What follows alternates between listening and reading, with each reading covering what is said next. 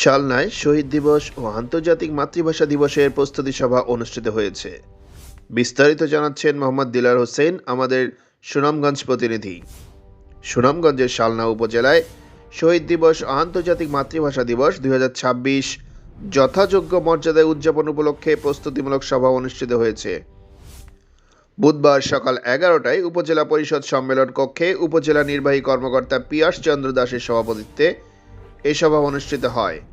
সভায় ভাষা শহীদদের স্মরণে বিশেষ মোনাজাত, প্রার্থনা এবং অনুষ্ঠানস্থল সহ আশপাশের এলাকার পরিষ্কার পরিচ্ছন্নতা কার্যক্রম গ্রহণের সিদ্ধান্ত নেওয়া হয় বলে সভাপতি উল্লেখ করেন। এ সময় বিভিন্ন দপ্তরের কর্মকর্তা, জনপ্রতিনিধি, রাজনৈতিক নেতৃবৃন্দ, বীর মুক্তিযোদ্ধা, শিক্ষা প্রতিষ্ঠানের প্রধান, প্রেস ক্লাবের নেতৃবৃন্দ এবং স্থানীয় গণ্যমান্য ব্যক্তিবর্গ উপস্থিত ছিলেন। আত্মার শান্তি কামনা করে বিশেষ মোনাজাত এবং প্রার্থনার আয়োজন করবে। এগুলো জামাল সাহেব বলে দিবেন। জামাল সাহেব আর লোক তাদেরকে একটু আলাদা করে বলে দিবেন।